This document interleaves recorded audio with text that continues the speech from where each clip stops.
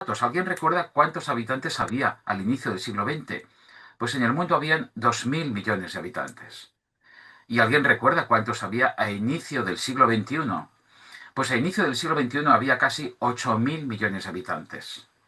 Es decir, después de que este sea, parece ser, el siglo más sanguinario de la historia, la población se ha multiplicado por cuatro. Por cuatro. Ahora se ve que todos los ejércitos son bizcos, ¿no? No apuntan, no. Y tenemos armas de destrucción masiva y no hay más muertos, sino más nacidos y más vida y más población, ¿no? Es verdad, y no hay que ser demagogo, que los temas demográficos tienen también que ver con la revolución industrial, con la revolución demográfica, la revolución agraria, tienen que ver con la difusión de la higiene, con los avances médicos, científicos, por supuesto.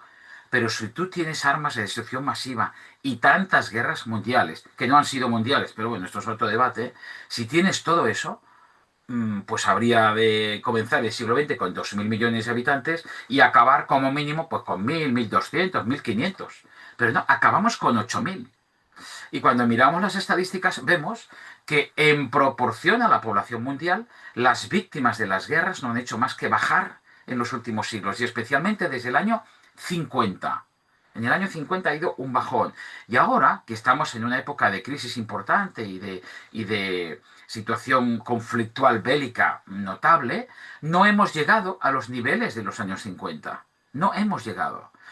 Lo cual, atención, no quiere decir que una sola víctima es una tragedia. Claro que sí, no, no estoy banalizando, ¿eh? Pero cuando pretendemos analizar la globalidad, tenemos que utilizar datos objetivos y hacer una mirada global. Pensad que el desastre que ha significado los 80.000 muertos, asesinados en el genocidio de Gaza en 3 años, 80.000.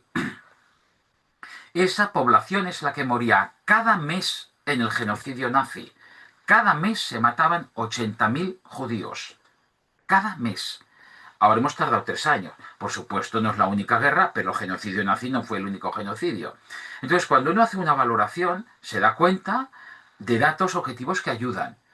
Otra cuestión objetiva, los organismos internacionales.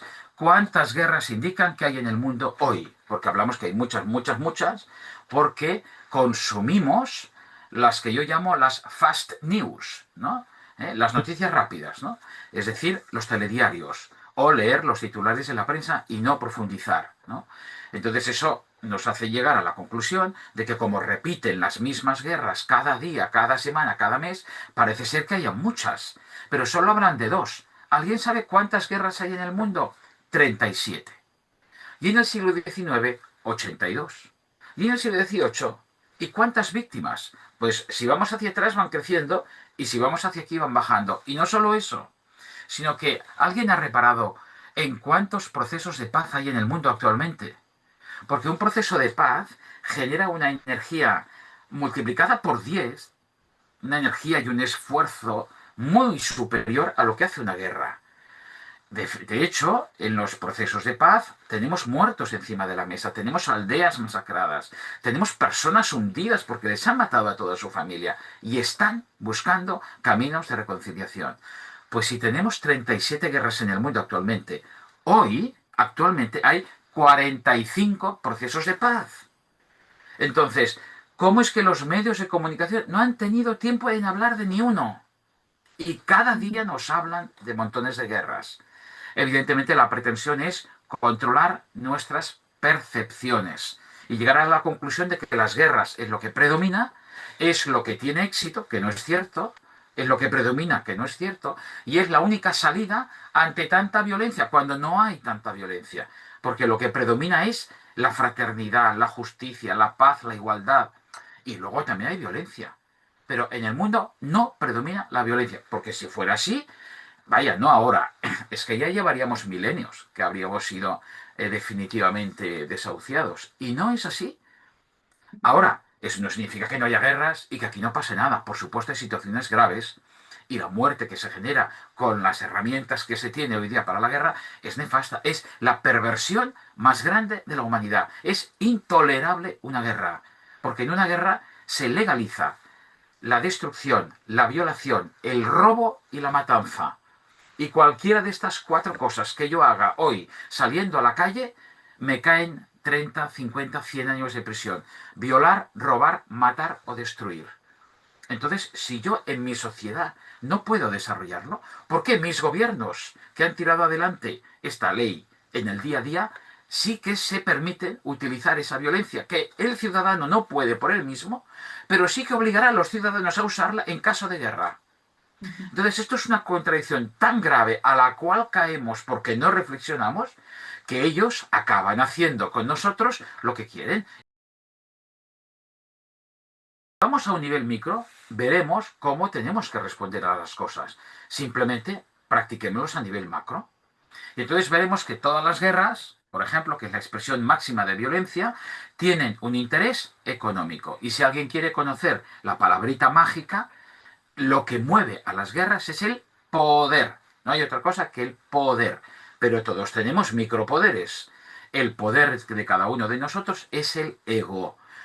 Todas las guerras nacen del interior de cada persona y impactan en el resto del mundo. Por lo tanto, ¿por dónde tenemos que empezar? Decías, ¿no, María? Pues hay que empezar por el autoconocimiento interno. Por eso las religiones y todas las tradiciones espirituales luchan por tres paces: la paz interior, la paz colectiva y la paz trascendente. Son las tres paces que trabajan las tres religiones. Después las religiones, pues bueno, son captadas por intereses determinados o por ciertos sectores o por ciertas épocas y las manipulan. Esta es otra gran falsedad. Las religiones provocan guerras. No provoca una sola guerra una religión.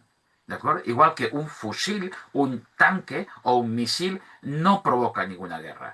Si tú lo lanzas contra inocentes, haces que el misil mate, pero la decisión ha sido tuya, no del misil. ¿De acuerdo? Yo puedo usar la religión para matar, pero la religión no me dice que mate. De hecho, todas las religiones, todas dicen, haz a los demás aquello que te gustaría que te hicieran a ti. A no ser que seas un suicida. Y seguramente, aunque lo seas, no desearás matar al otro porque no deseas matarte a ti. Por lo tanto, no hay debate en esto, en el ámbito de las religiones. Y sí hay un trabajo interior enormemente importante. Lo siguiente que es trabajar en el ámbito de las familias. Y a continuación de ella, trabajar en el ámbito educativo. Y cuando esto más o menos está saldado, ¿qué es lo que más consumimos fuera de lo familiar o lo educativo en los primeros 10, 15, 20 años de edad de todas las personas? Pues el ámbito social y sobre todo de los medios de comunicación. Y ahí hay medios de comunicación, cines, series, etcétera. Ahí hay que trabajar sobre elementos de paz. Además, entendiendo que la paz no es un bien primario. Uno no dice voy a comprar la paz o voy a obtener la paz, voy a aprender la paz. No se puede aprender eso. Es un bien secundario, no porque no sea importante, sino porque es siguiente a un previo. Y ese previo son las 4 Ds de Johann Galtung: desarrollo, democracia, derechos humanos y desarme. Entonces, si trabajamos estos cuatro elementos, llegamos a la paz, teniendo en cuenta que la paz no es un estadio permanente al cual uno llega y se queda. No, no, no, no, no. Yo cada día amanezco con un optimismo, con un carácter, con un ánimo, con una psicología. Y a mediodía, media tarde y a la noche, pues se me va cayendo a trozos o no, o lleno mi vida de euforia, según lo que sea. Es decir, todos tenemos nuestros procesos. Pongamos 8.000 millones de personas cada día, cada semana, cada mes y cada año con sus procesos dinámicos. Todo esto ha de generar, sin duda alguna, millones de conflictos, la mayoría de los cuales resolvemos pacíficamente. Ujú. Algo muy concreto, por ejemplo, como una herramienta no violenta extraordinaria que vemos cada día al cruzar la calle: un semáforo. Un semáforo es una herramienta no violenta que te dice, por acuerdo mutuo, ahora tienes 1 minuto y 20 segundos para cruzar la calle mientras los demás esperan. Y cuando se te acabe el tiempo, tú tendrás que esperar y pasarán los coches. Durante 1 minuto y medio, el tiempo que hay según la avenida, la distancia, etcétera. Entonces, todos lo aceptamos. Y no tenemos una garantía absoluta, es una confianza. Es decir, yo cuando tengo tres semáforos en verde y voy en coche por ciudad 50 por hora, confío que no cruce nadie porque seguramente no tendré tiempo de parar y pueda matarme o matar a alguien.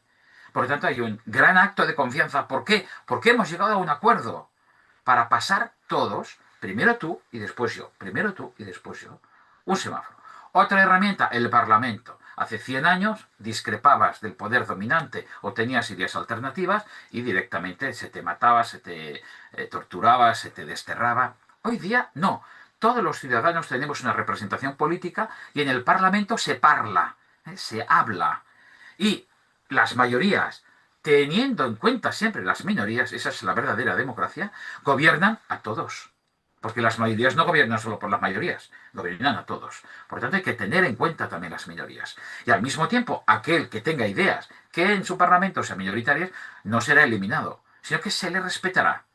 Por lo tanto, esto es otro elemento claramente no violento. Y por eso, entre los jóvenes y los adultos y los niños, hay que enseñarles democracia. ¿Por qué? Porque la democracia es el respeto a la diferencia y la búsqueda constante de acuerdos. ¿Cuándo es más potente una sociedad? ¿Cuándo lo ha sido a lo largo de la historia de la humanidad? Cuando ha conseguido consensos, lo cual no significa que opinemos lo mismo. Cada uno es de su padre y su madre, de su equipo de fútbol, de su nacionalidad, de su idioma y de su ideología. Pero al final estamos en este mundo, en esta ciudad o en esta comunidad autónoma, en este país y tenemos que, bueno, pues saber resolver. Bueno, eso es el consenso. Ahora, somos tan potentes las sociedades cuando consensuamos que a menudo, cada 70, 80 años, nos comienzan a polarizar. Porque así, polarizados, no conseguimos consensos. Y como no hay consensos, entonces los poderes fácticos marcan la agenda. Y esto es lo que tenemos en el mundo de hoy, porque hace 50 años que hemos desatendido las necesidades que estaban pendientes. No hemos mantenido el sistema, no lo hemos cuidado, el de la democracia aquí y el de la democracia mundial, y tenemos lo que merecemos, claro. No es una fatalidad, no es un malentendido, es una consecuencia natural. ¿Cuántas guerras hemos provocado? ¿Y cuántas herramientas hemos utilizado para provocarlas y desarrollarlas? Ni una, ¿verdad? No vamos a tener herramientas para pararlas. Pero somos amos y señores de nuestro metro cuadrado. Y ese no lo cuidamos. O sale en nosotros el Trump, porque tenemos un Trump por aquí, un Netanyahu por allá y un Putin por aquí, porque estos no salen de otro planeta. Son seres humanos con sus pasiones y sus egos. Y no somos buenos o malos, sino que somos buenos y malos todos. Tenemos una parte bondadosa y maliciosa, egocéntrica, egoica, o fraterna y concordial, ¿no? Por lo tanto, lo que tenemos que tener en cuenta es que, primero, ocupémonos de nuestro metro cuadrado. Y justamente porque no nos estamos ocupando, está ocurriendo lo que ocurre allí arriba. Entonces, esta es la primera norma para no pretender acabar con todo y no empezar con lo nuestro. Es verdad que podemos ser, y a menudo lo somos, cómplices involuntarios e incluso inconscientes de las guerras. El control que tiene Israel sobre el Próximo Oriente como embajador en la zona de Occidente nos permite a todos nosotros vivir mucho mejor respecto, económicamente, por ejemplo, a las energías. Porque de allí viene nuestro gas y nuestro petróleo. Y por eso hay estas guerras. La guerra no es de religión. De hecho, entre palestinos y israelíes, si alguna razón de fondo grave hay, es el problema del agua. Este es el problema verdadero. Luego está el problema cultural, luego está el territorial, luego está el religioso. Sí, sí, pero todos estos son relativos. Marcan, influyen, ayudan a dispersar, pero ayudan a diferenciarse, que es lo primero para empezar a chocar, ¿no? Nos diferenciamos, ¡pam!, para coger carrerilla y chocar. Pero en el fondo lo que tenemos es un control de Occidente de los recursos que necesitamos para una economía capitalista, que hasta ahí no está mal que sea capitalista, digamos, cada uno será más capitalista, comunista, liberal, más de centro, eso, bueno, no está mal. El problema del capitalismo es el neoliberalismo ultra, que eso todos los pontífices de los últimos 50 años han hablado negativamente. De ello. Y esa agresividad del capitalismo ultra y descontrolado, depredador, que está destruyendo el medio ambiente, que nos está generando nuevas víctimas con los cambios climáticos que estamos viviendo, pues es un problema. Y ahí sí que tenemos que pensar, ¿y yo cómo voto? ¿Y yo cómo consumo? ¿Y yo dónde ahorro? ¿Dónde pido préstamos? ¿Qué hago con mi dinero? Todas las religiones lo que pretenden es establecer caminos para conducir una dimensión humana profunda que es la interior. Tenemos muchas dimensiones, la dimensión social, la dimensión sexual, la dimensión racional, la dimensión biológica o corporal y la dimensión interior. Entonces, la dimensión interior surgió con la humanidad, tal y como ella misma era, formulándose las cuatro grandes preguntas filosóficas, ya los prehistóricos se lo formularon, que es, ¿quién soy? ¿De dónde vengo? ¿Qué hago aquí y a dónde voy? Básicamente es esto. Entonces, las respuestas filosóficas, es decir, mentales, racionales, intelectuales, no dan más salida a lo que podamos muchos de nosotros o los grandes filósofos desarrollar. ¿Dónde podemos hacer un avance algo mayor? En nuestra dimensión interior, donde está la interioridad espiritual, la espiritualidad, la trascendencia y la emocionalidad. Ahí es donde se fragua un camino extraordinario que es el de la trascendencia, es decir, todo aquello que nos trasciende, que nos atraviesa. Y por lo tanto, si nos atraviesa, nos comunica, nos comulga, nos une, nos pone en comunión. Y este es el campo que trabajan las religiones. Las religiones son creaciones humanas, no son creaciones divinas, son creaciones humanas. Mi dimensión interior no la he creado yo, no la he creado el ser humano. La ha creado Dios y creemos que Dios pues es el creador de todo lo que vemos, ¿no? La figura de Dios también es una creación humana. Es decir, ¿cómo llamamos aquello que consideramos que es creador? Le ponemos la palabra Dios y creamos la palabra Dios, ¿no? Y entonces las diferentes tradiciones intentan expresar qué es ese Dios y cuando no lo situamos fuera, sino que lo situamos como una luz, es decir, un lenguaje diferente, pues tendremos todas las religiones oceánicas, que digamos que es el hinduismo, el taoísmo, el confucianismo, ¿no? El budismo, que no marcan, no focalizan sobre un Dios, sino focalizan sobre una luz, focalizan sobre un absoluto, una primera máquina, un primer motor. Bueno, al fin hablamos de cosas semejantes. Entonces, las religiones lo que hacen es encaminar esta experiencia interior. ¿Por qué? Porque es tan amplia que nos perderíamos. Si alguien pretendiera cruzar el desierto del Sáhara, de norte a sur, o de sur a norte, nunca podríamos cruzarlo en línea recta. ¿Por qué? Porque los pies del ser humano tienen un desplazamiento hacia un lado de unos centímetros. De modo que nunca caminamos recto, sino que siempre caminamos con una cierta inclinación. Al cabo de muchos kilómetros y sin puntos de referencia, como es un desierto, nosotros estaríamos dando grandísimas vueltas que no percibiríamos. Por lo tanto, moriríamos de inanición, moriríamos de deshidratación, moriríamos de insolación. Esto en materia espiritual ocurre lo mismo, acabaríamos perdidos. ¿Qué hacen las religiones? Los seres humanos ya desde la prehistoria crean una serie de caminos con el fin, ¿no? Como un aeropuerto, ¿no? Cuando el avión baja, ya puede estar nublado o llover, uno ve la pista y la ve iluminada y sabe que por ahí ha de ir. Esas son las religiones, encaminarnos a una experiencia interior profunda. Una vez estemos encaminados, las religiones tienen un papel secundario. ¿Qué nos ofrecen? Pues a veces una doctrina, a veces una comunidad, a veces pautas, y nos ofrecen pautas porque esa experiencia, esos caminos han estado validados durante siglos o milenios de miles y millones de personas que los han transitado y ha tenido sentido para ellos. Por lo tanto, las religiones no se inventan nada, acceden a una parte de la verdad y esa parte de la verdad es entera. Es verdad que cometen dos errores las religiones y también hay que estar alerta. Uno es pensar que esa parte de verdad es toda. No, es una parte, pero ya tenemos bastante con esa parte para llegar a la profundidad, ¿no? Y otro error, es que esta parte de verdad es mía. Es decir, solo mi religión te permitirá acceder a toda. No, señor, ni accede a toda ni es tuya. Si conseguimos superar estos dos elementos limitantes de las religiones, son maravillosas.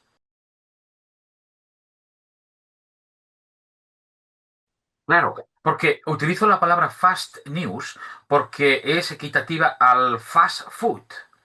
Y no estamos todo el día comiendo, cenando en un McDonald's o en un Burger King o en estos restaurantes de comida rápida, porque acabamos con diarrea o con malestar o con unos gases insoportables.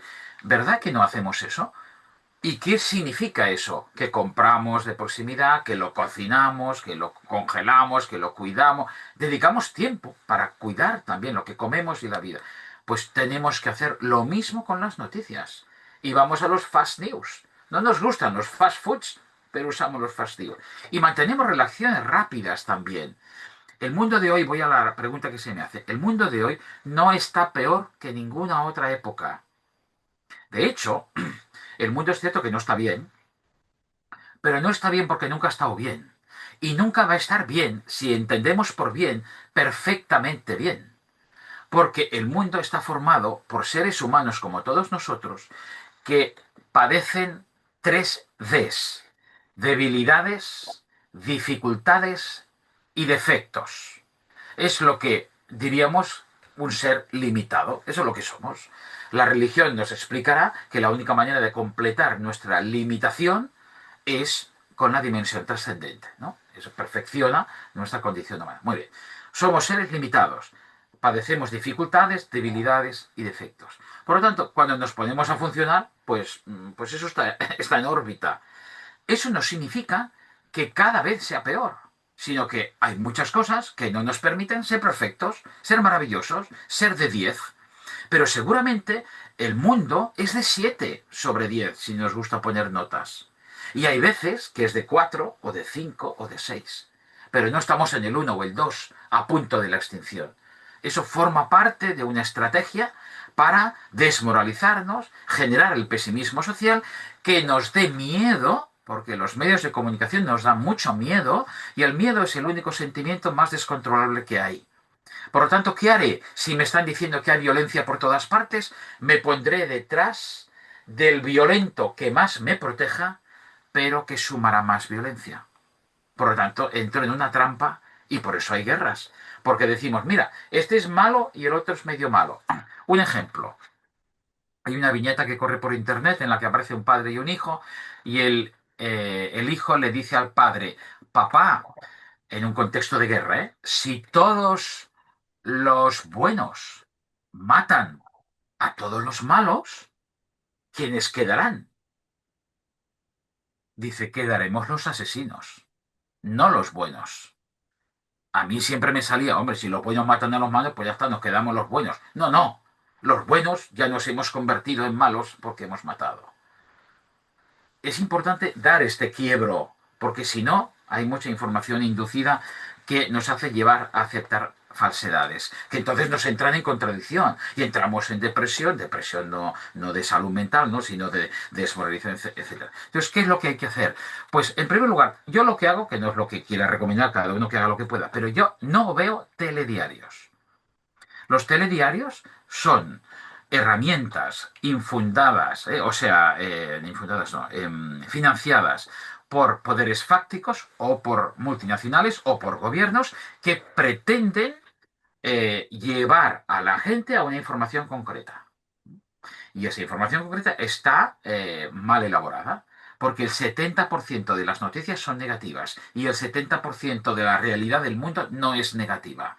Por lo tanto, nos están adulterando la realidad. Quizá no sean malos periodistas, etcétera, pero otro elemento importante es que una crónica de un minuto 20 segundos, que está repleta todos los telediarios, no puede informarme de lo que está pasando hoy en Gaza. Es que es imposible pretenderlo. Ya no digo con los titulares del TikTok o de los vídeos estos rápidos de Instagram o de YouTube. O sea, es que no podemos informarnos por eso. Ya sé que muchos aquí no lo hacemos, pero el telediario es muy semejante. Entonces hay que ir a buenos periodistas. Antoni Basas, en Cataluña, Iñaki Gabilondo, Fernando Ónega, que ha fallecido hace poco. Gente que uno diga, mira, yo tengo su ideología o no, no lo sé, pero me creo lo que dicen porque tiene sentido, son coherentes, son íntegros. Por lo tanto, pues igual que vas a comprar a un comercio a otro y no a cualquiera, pues hay que ir a un periodista o a otro. También medios de comunicación. A veces si uno quiere caer en el sofá y ver a ver qué le dan, pues bueno, vamos a ir cambiando de cadena. De tanto en cuanto cambiaremos, pero no fidelizaremos ninguna. Y sobre todo esto ya ocurrió por parte del Colegio de Psicólogos de Cataluña, que cuando comenzó la reacción que Israel hizo ante los atentados de Hamas, recomendó, el Colegio de Psicólogos de Cataluña, recomendó no ver cada día las noticias en televisión, porque generaba un mal desastroso en las personas vulnerables en su salud mental y distorsionaba enormemente a las que estábamos aparentemente equilibradas. Eso los expertos, no yo, los expertos.